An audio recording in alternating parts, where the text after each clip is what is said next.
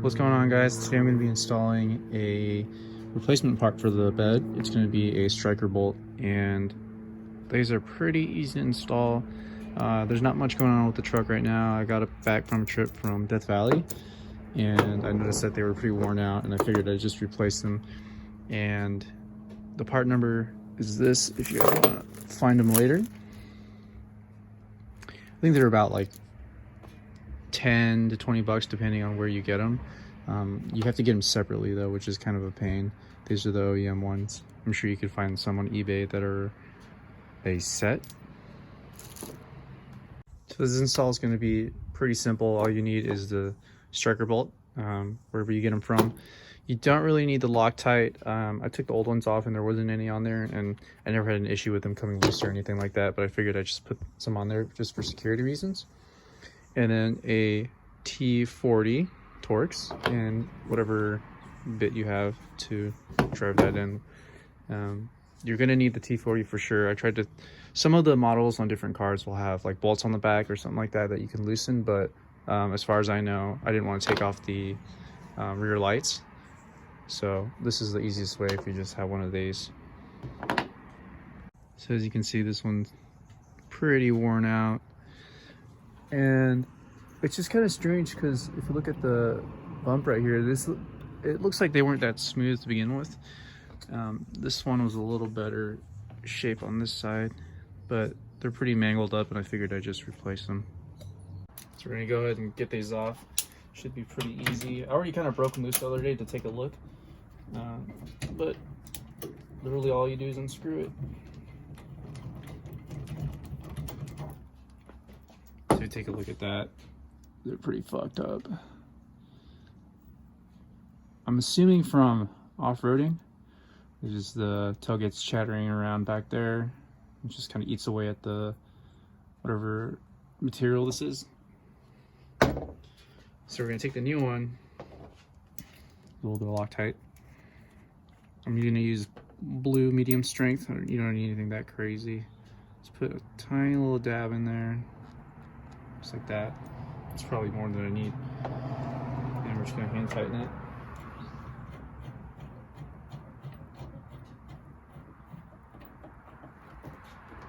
Get your Torx. Probably get that a good little cinch. And we'll go ahead and do the other side. So this side, be interesting to look at in better condition.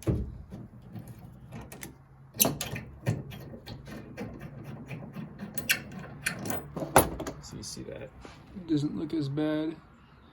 Honestly, you could probably use this one a little bit longer, but I'm not just gonna replace one. That's like, might as well do both. Get a little bit of Loctite on there. Maybe use a little less this time. It's pretty good. Put that on there.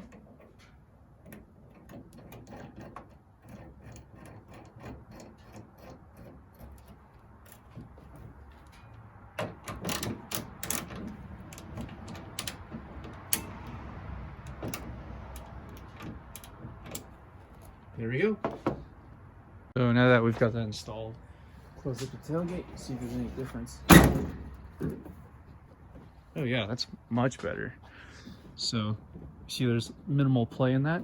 Before it was super squeaky. As you can hear it like closing, you can hear that loud squeak. When I had those old bolts on, this thing would be rattling all over the place. Now this is like pretty good. So I'm pretty happy with that. I didn't think it was gonna make a difference, just because I've had the tailgate for so long. It's been so squeaky. Super excited with that. So now that you guys seen that, I might as well walk you through the rest of the truck, any updates. And honestly, there isn't much going on right now. Like I said, I think I'm gonna do some other stuff with it in this coming year or next year. I do want to do like a long travel kit, but the only major things I've done so far are I repainted the front bumper. That was a lot of fun getting that on and off.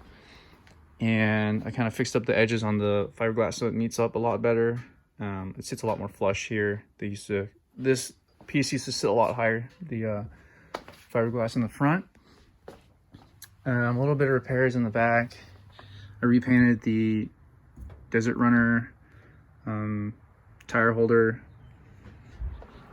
and I repainted this a while ago. Well, it's all muddy now. I accumulated this huge crack in it. It had already been cracking just a little bit, but I think from just bouncing through the desert roads and the off-roading, it got bigger. So I used some JB weld that was designed for fiberglass, filled it in, and I'm pretty happy with that. Obviously it's not perfect, but I don't expect it to look super nice. Probably sand it down and then make it look nice later, but it all depends on where I'm going to go with the truck. But yeah, it's doing pretty good. It does need a transmission oil flush plus filter soon, so we'll have to get that out of the way. But other than that, it's been driving pretty good.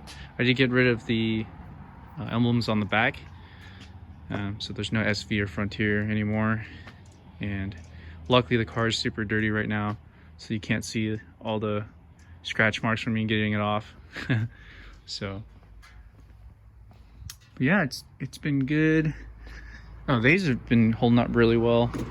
The CJD low profile bed stiffeners, I'm super happy with those. The only problem is, like, if you utilize your bed space a lot and you're camping, it might be slightly harder to slide stuff in and out without like ruining the paint on these, if you care about that.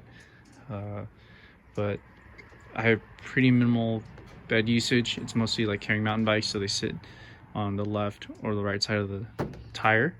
And when I go camping and stuff, all the wood and all that stuff sits in the back near the tire anyway, so it's not a huge deal, but something to consider.